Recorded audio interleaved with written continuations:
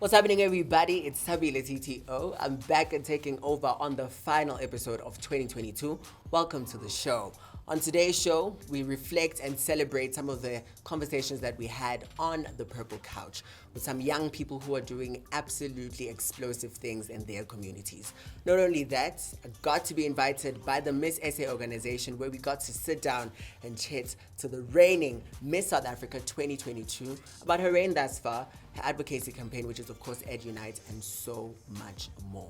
A big shout out to our sponsors, which are of course the Department of Health and the Department of Sports, Arts and Culture, for making it all possible. We're live across every social media platform. That's Facebook, Twitter, and Instagram. It is at LoveLifeNGO, hashtag the Purple Couch. Enough of the chit chat. Let's get into this explosive episode. Welcome to the Purple Couch.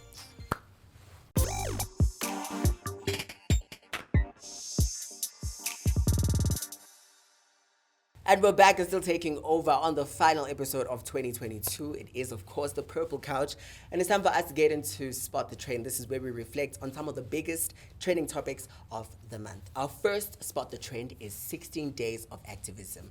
Every single year, from the 25th of November to the 10th of December, we commemorate and shine a light on GBV. And I want to find out from you, as we, get into a brand new year, how do we as men and women and members of society ensure that, no one dies at the hands of someone else? Let us know across all our social media platforms. Our second Spot the Trend is, of course, a Black Friday, and it's time for us to get those wallets out. And I want to find out from you, what is that one thing that you have had your eye on all throughout the year, and you've saved your money, and you're getting ready to spend your money on it this Black Friday? I'll start. The one thing that I wanted to get this Black Friday was a camera. Unfortunately, I wasn't able to get that camera. You know why? Because I'm here shooting the Purple Couch for you. And then our final Spot the Trend is, of course, Qatar 2022. It is the World Cup, and let me tell you something. Everyone is betting and celebrating and behind their nation to win. Unfortunately, Bafana isn't in the World Cup, but I want to find out from you, who do you think will be raising the World Cup come December?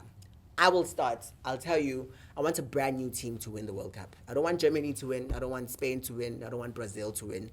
I want a new team that has never won the World Cup to win. That's me. But I want to find out from you. We're live across all our social media platforms. That's Facebook, Twitter, and Instagram. It is at LoveLifeNGO, hashtag the Purple Couch. We're going to take a quick break.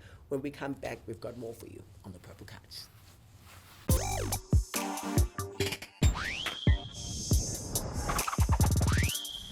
And we're back and still taking over on the final episode of 2022. It is, of course, the Purple Couch, and it's time for us to get into our exclusive interview. And let me tell you something, we are closing off 2022 in style. We were invited by the Miss SA organization to chat to the reigning Miss SA, Ndavi Nokeri, about her reign thus far, her advocacy campaign, which is of course Ed Unite, and her getting ready to represent Mzansi at the grand stage in January 2023 at the Miss Universe pageant. And this is what she had to say.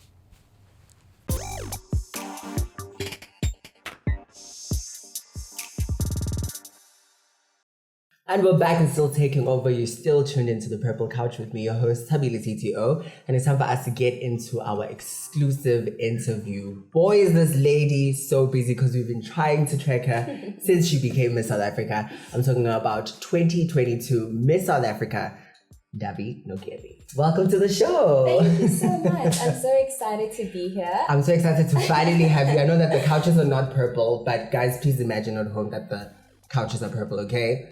First of all, Ndavi, how are you today? How is it being Miss South Africa today?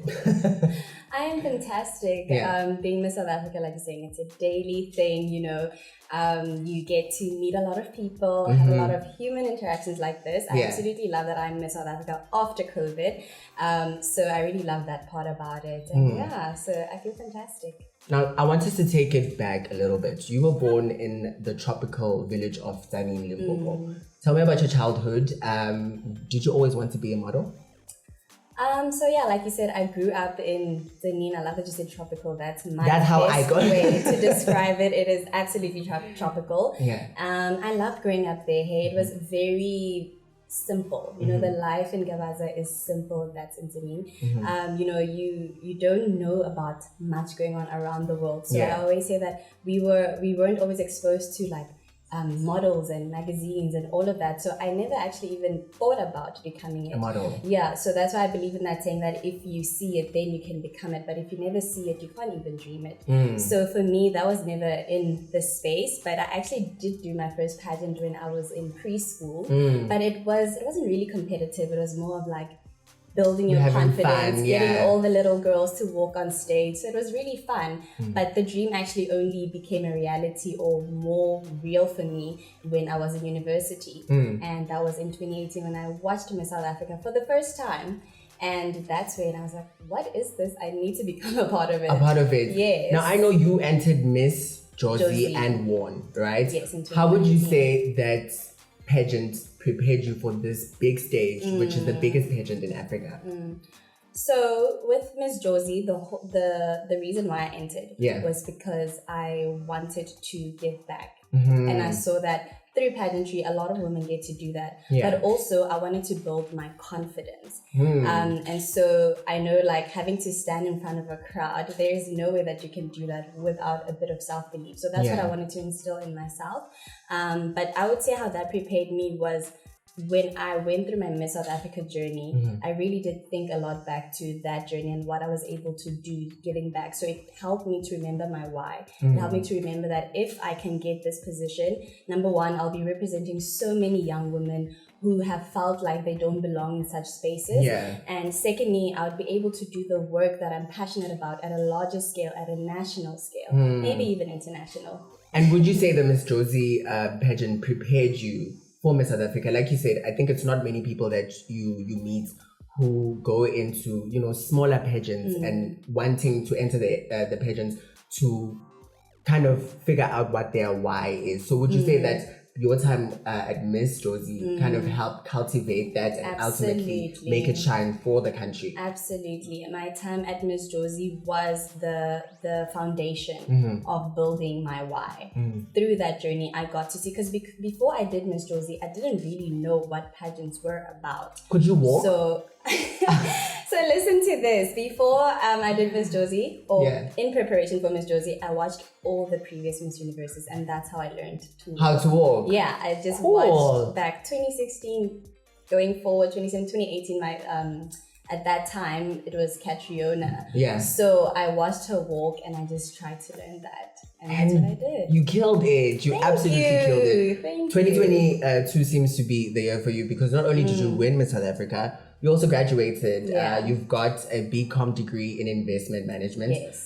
Chat to me about attaining that qualification, and also how important education is, you know, in 2022 and for Miss South Africa, and just ultimately for girls to look up to you and say, that girl is educated, I want to be like her. So before we got into 2022, every year I choose a theme for the year, but also that is in my faith. So I pray about it. It's not just something that I decide out of nowhere. And so for me, the word that stood out was celebration and multiplication for 2022. And so I was like, oh my goodness, this year we're going to celebrate. And that's really what it's been like. Like you're saying, the graduation, I got my first corporate job, and then Miss South Africa as well. It was constant celebration. Even in my family, obviously on a personal level, they were also celebrating so many other things. So I just got to see the faithfulness of God in that as well. But attaining my qualification, it was actually such a tough journey as well, because I initially wanted to do a BCom in economics, because that's where my passion is. I'm very passionate about economics. But yes. Yeah, I mean, you should have been my extra teacher, because I didn't fail, but economics was the lowest subject in my statement, in my metric statement. Wow, no. I did not we like should have known each other back then. I would have helped you. That was my favorite, and like I loved it from like since grade 4 or something, since it was like EMS. And so I really did love just the dynamics of the economy and how the world and everything interlinks and works together. And after I couldn't get in for that degree, I did my research. I was quite, I always say that that's one of my biggest failures, not being able to go directly into economics, what I wanted to do. But then what I also learned from that was that there isn't only one way to attaining your dreams. And so instead of deciding to just do, something less hard, I decided to just take the longer route. I found out that there was the extended program, and so I did that. But then I saw that I can incorporate economics and investments, so that's where investments came in, because I could do what I'm passionate about and but also still learn more about investments. So for me, that qualification is such a big win for myself and for my family, because I am the first to graduate in my family. So, and I think with that, I've seen what my education has done for me, because it's through that where I see my life is very much different to some of the people who grew up with me but didn't have the opportunity to get an education. And that's why for me, education is so important, because it shows you what you're capable of. It makes you aware of the world around you and shows you what you can do to play your part, but also to break out of that poverty cycle. A lot of us come from disadvantaged backgrounds. And so I think education is that one key that helps us to break away from that, because we can then, create the future that we want for ourselves. And I think what I also got a lot from my education was having the information. A lot of people end up doing, they settle for certain careers because that's all they know about. So I think we really do need to make information accessible about careers as well, so that people know what is available for them. Also, I think another point that you touched on is just the importance of redirection sometimes does not mean you're going to not end up where you want to be, Yes. And for you, would you say you took that redirection and kind of realigned what maybe your future could possibly look like? Because you're no longer studying economics, you're now doing investment management. I wouldn't necessarily say that I considered that redirection. I think the biggest point wouldn't be economics to investment, but rather my life plan of after 3 years I should be what done I'm going to do, it changed from 3 years to 4 years. So that is what I needed to adapt to and what I needed to accept.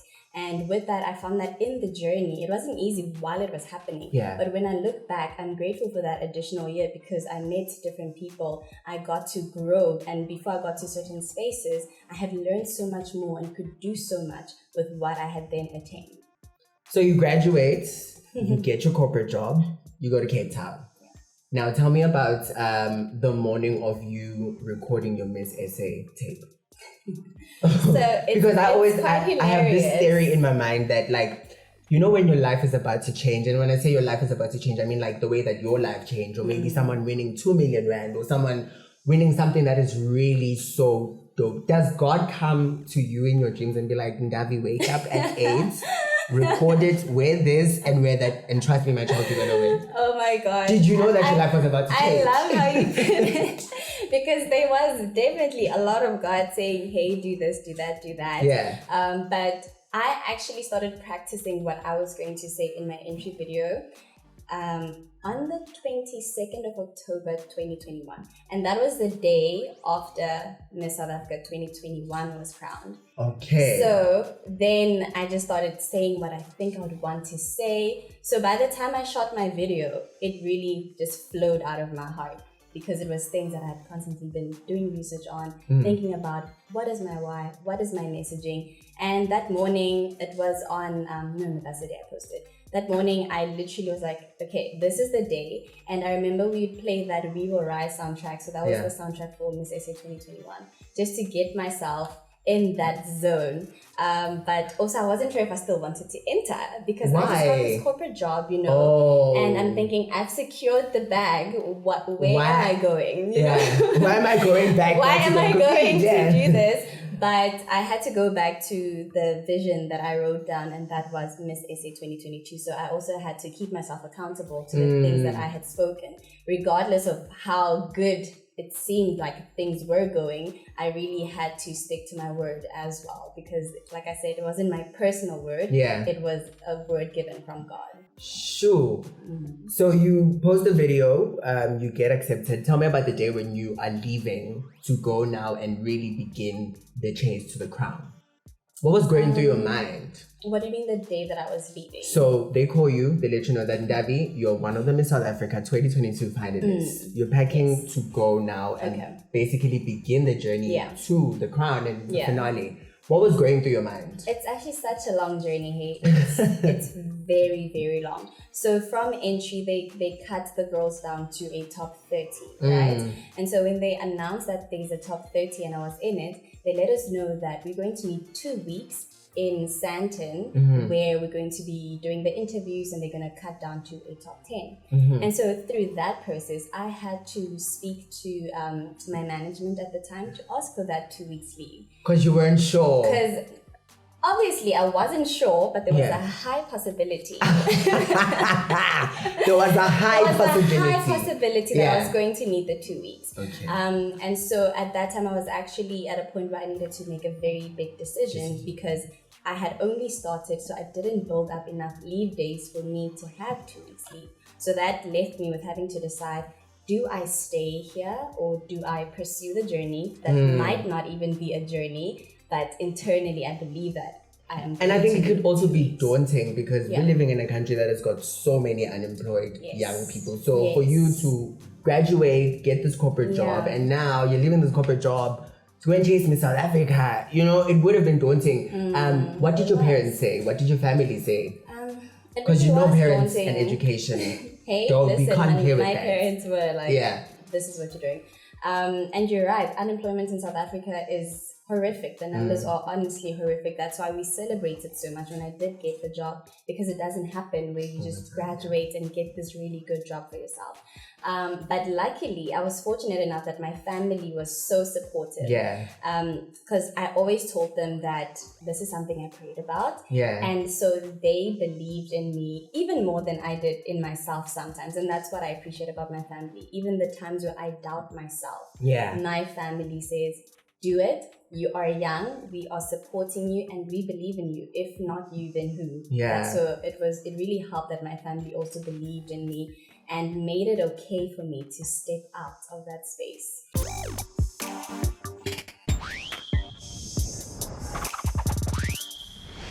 That was part one of my conversation with Miss South Africa 2022, Ndavi Nokeri. Let me know what you're enjoying about that conversation across all our social media platforms. That's Facebook, Twitter, and Instagram. It is at LoveLifeNGO, #The Purple Couch. The conversation continues after we take a breather. We're going to reflect on the year that we've had on the Purple Couch. I've gotten the chance and the opportunity to chat to some young people that are doing some incredible things in their communities.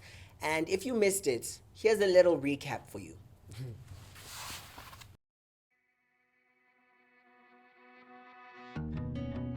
What's happening, everybody? It's Tabula TTO. I'm back and I'm taking over on the 21st episode of the show. Welcome. How important is it for young people to just take care of themselves, you know, both physically, mentally, sexually, and all of the other needs that we may need in our lives? Firstly, we as young people are the future. So if we do not take care of ourselves now, we will have a problem in the future. Who are going to lead in the future? We need to teach ourselves now with mentally you need to take this route in order for you to be mentally okay. You actually don't need to shy away from your issues of sexual health. You don't need to feel shame. You don't need to suffer from Batla Ringi syndrome. You actually have an easy access. The government has given us an easy access, and that is what we call youth health friendly facilities within every clinic. I mean, that is the plug right there. So when the film comes out on the 16th, I think more than anything, it would be great to start a conversation around these topics. There's a lot of topics brought up. There's xenophobia, there's racism, there's interracial relationships, there's VE, there's a lot of very harsh topics that come up, but it is a reality, and those are things that we do deal with in our country. And I can only hope that by putting it on screen, it allows people to maybe sit and start a conversation surrounding those things.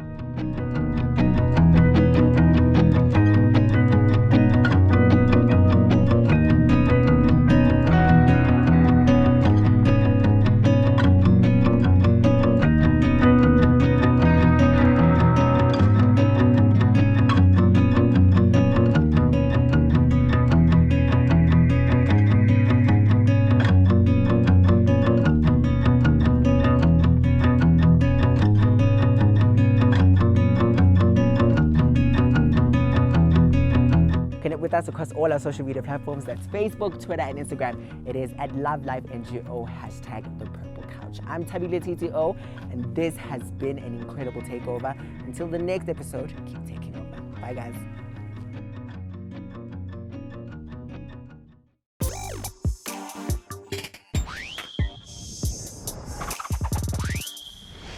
What a year we've had on the Purple Couch. A big shout out to the young people that came and shared the Purple Couch with me and got to chat about some of the incredible things that they're doing in their communities. You know what I love? Is that these young people are not waiting for these opportunities, but they're actually going out there, creating them, not only for themselves, but for the other young people that are following after them. It's time for us to jump back into my conversation with Miss South Africa 2022, Ndavi Nokeri.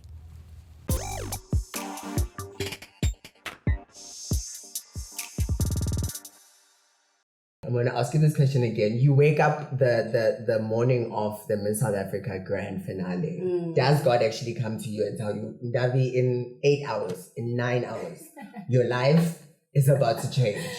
Wow. Or maybe do you wake up kind of acting like Miss South Africa? Like, I know it's in a few hours, but let me... I did that. I would tell myself to show up as Miss South Africa every day. So throughout the whole journey, I told myself, show up as Miss South Africa. Yeah. And that's actually just who I am in life in general. If I'm trying to become something, I first act like I am that thing, because I believe that if I don't become it, then at least I am the person worthy of it. And then secondly, it would make it easier for me to be in that role when I do become it. So it's a win-win. So whatever you want to become, whether that's a CEO, start acting like that CEO, start acting like that Miss South Africa, start acting like that lawyer, because you will become it. So that was me throughout the whole journey. The morning of the finale, actually let me speak on the night before. I could not sleep. I can imagine. I was like, it's all coming down to this. Yeah. And so I was just there preparing. I was actually, what gives me peace is preparation, you know?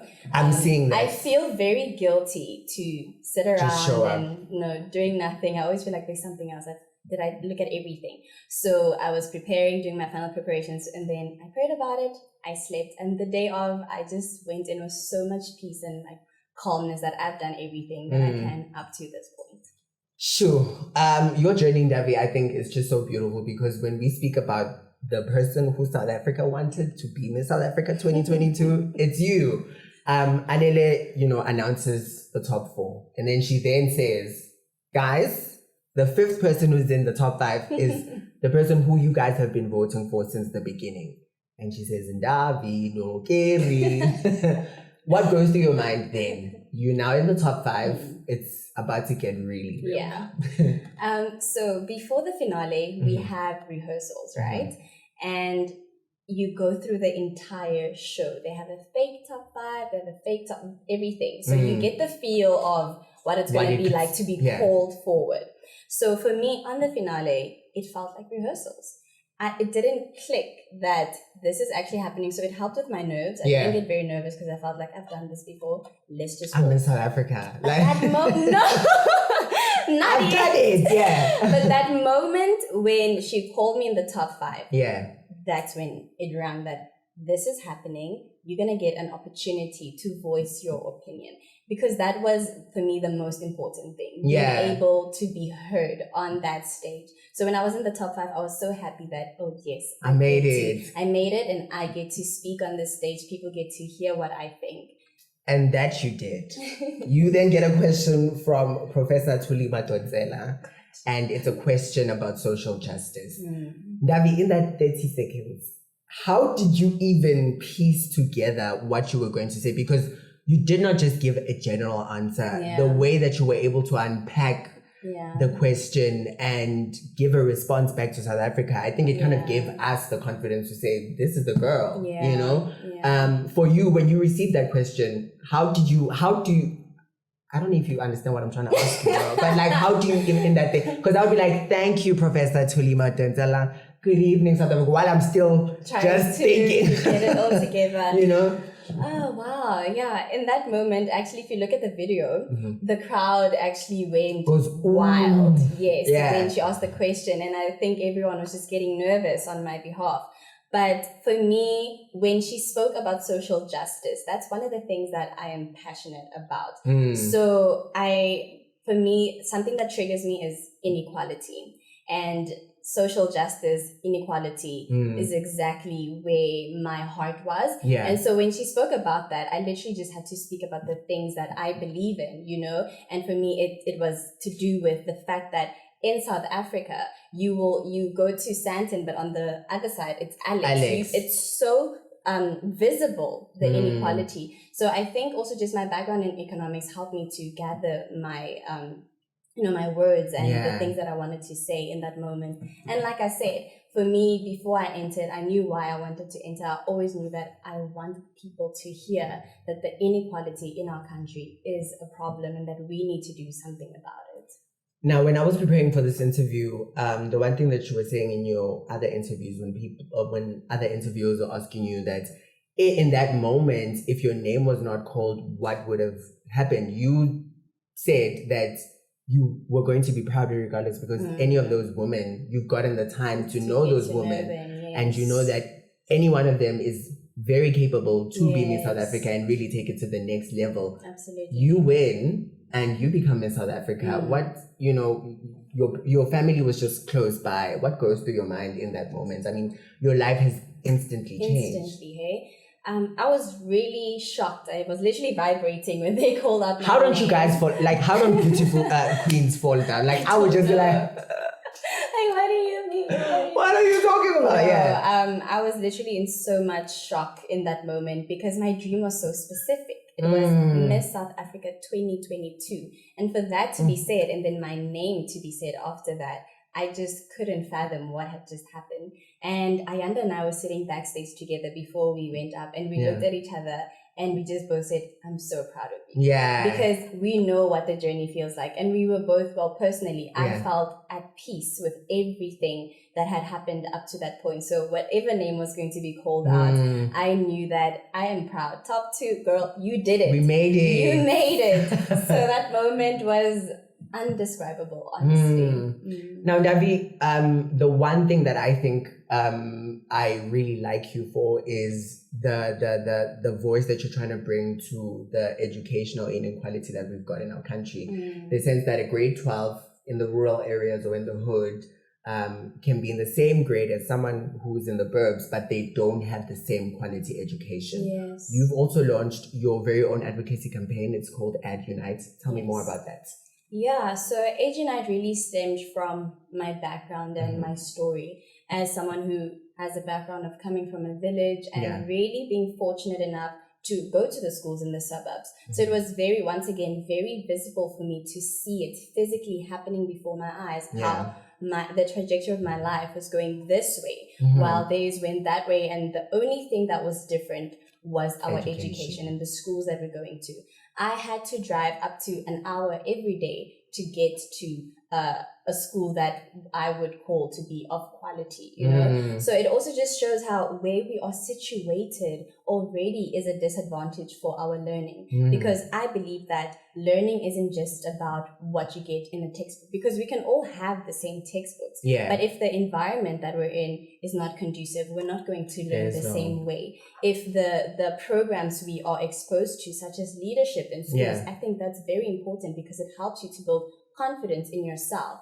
And the teachers that we also hire, I think this is a conversation of both sides. We need actually parents, teachers, and the government. Everybody has to work together for this to happen, because when you look at education, it's about everything that affects the child. It's everything working around them, you know? So for me, when I talk about Age Unite, it's really about being the link, you know, being the middleman, trying to connect the schools that are really desperate for all the resources that they need with corporate to have the financial abilities to support us. And so we're looking at the infrastructure of the schools. We're looking at resources, technology, because we are in the 4th Industrial Revolution. And I think COVID really highlighted how much there's a and also kind gap. of fast-tracked. Yes, that, you know, it showed us that this gap is huge, and it actually is a problem because we can't have people who are the same age not learning the same things at the same time. Even in conversation, I think when you go to varsity, you get thrown into an environment where you're with people from the hood, with people from rural areas, with people from the suburbs. Even as we conversate with each other, you can tell the inequality in the things that we are able to chat about. Absolutely. And I think on the more weighty side of things as well, it's that transition to university is harder for the rural child that has never seen a computer, It's harder for the rural child who in their class, they weren't always taught in English, but you get to university and everything is in English. So as much as we want to fight about language in schools as well, we need to be sure that what we're fighting for at the bottom level cooperates with what is happening at the end, because we need to ensure that they are equipped from a basic level to survive at a higher level. Woo! Guys, Miss South Africa 2022, we're getting to the end of our interview, and with Edge Unite, how can, normal South Africans like myself, like the corporates who may be watching, the show, how can we get involved to help you in your mission, to create an educational or an equal education for everyone? Yeah.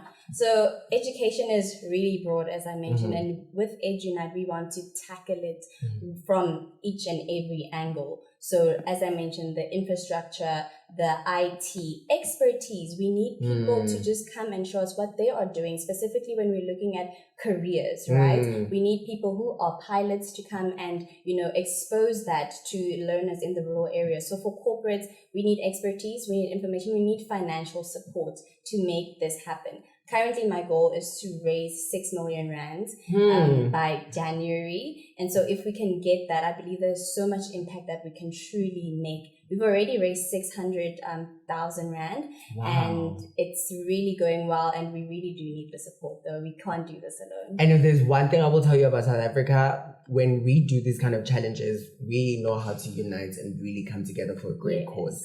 The 25th of November is coming up, and we've got 16 days on air of activism coming up. What would be your advice, to young women, to young girls growing up in this world where they're seeing abuse, where they're seeing unemployment, where they're seeing, a lot of crime in the country? What would be your advice to them as they head into the 16 days of activism? Not only that, but also for young men, because in as much as this 16 days is for women, but it's also to educate men and to kind of see ourselves and what it is that we're doing in society wrong. Yeah, absolutely. I think I love how you also said with men, because a lot of the times we're having these conversations about gender-based violence and we're looking at women and what women are supposed to do, and are women supposed to still have joy in South Africa? But it's such a tough conversation to have. And I believe that it really is time to have the conversation with the men. But at the same time, it shouldn't be just the men with the men. Men need to hear it from the perspective of a woman as well. How do we feel? What are the small things that are perpetuating this situation? Because I think it really is also a mental thing. When men don't call each other out as well, that is something that keeps it going. So men also really need to speak up. I was at an event, I think 2 weeks ago, where I finally heard it from a man's perspective. And it just really shows that we see the world in two different ways. So it's so important to have both the men and the women in the room and see where the loopholes are. What is it that makes a man see a woman as a victim? And what is it that triggers a man to then act violently? And I really do think that to have those conversations with both men and women will really set us up for success in that regard. Ndavi, I've really enjoyed chatting to you. Miss Universe is coming up. How can we ensure that the crown is put on your head? The crown to come back to South Africa. How can we do that? I'm so excited. Hey, the voting actually launched yesterday. So with Miss Universe, you can also support me by voting for me on the Miss Universe app. And now I was actually having a conversation with my family because they were voting for me for Miss South Africa. They're like, oh my gosh, it's not Ndavi anymore. It's South Africa. We're voting for South Africa. So please do support me by voting for me on the Miss Universe app. Just go to South Africa, and that's voting to get me into the semi-finals. Okay, so straight into the semi-finals. Straight into the semi-finals, and I think that's the top 20. I mean, guys, you've heard it. We need Ndavi to be Miss Universe 2023. But Ndavi, thank you so much. I hope that your reign is truly inspirational. I hope that you change, the way things are right now. I think you speak for so many young people who have got, their lives ahead of them, but maybe are in rural areas and feel maybe not confident enough to speak up, maybe in an auditorium the first time they find themselves in university, and in any way that we can support you as Love Life, we're definitely going to be here for you. Thank you so much. Oh my goodness, thank you. Thank you. And we've come to the end of our interview with Ndavi. Do definitely follow her across all her social media platforms. It's time for us to take a quick break. We'll be back on the Purple Couch after this.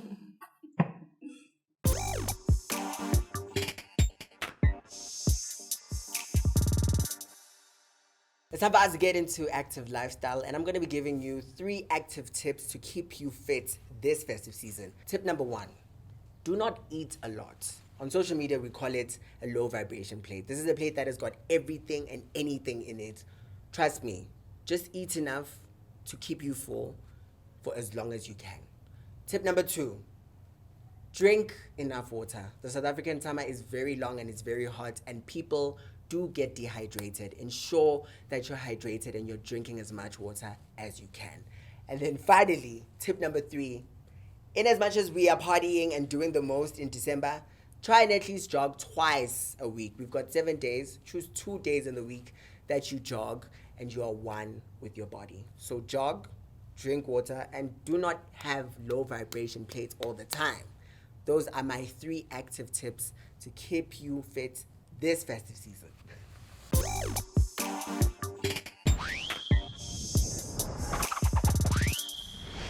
And we've come to the end of this explosive episode, and of course the final episode of the year. A big shout out to you for all the love, for all the likes and the comments throughout the year.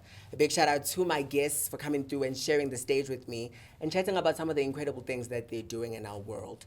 A big shout out to the Miss South Africa organization for inviting us to chat to the reigning Miss South Africa 2022, Ndavi Nokeri. A good luck to her as she's getting ready to go and represent Mzansi at the grand stage at the Miss Universe pageant in January of 2023.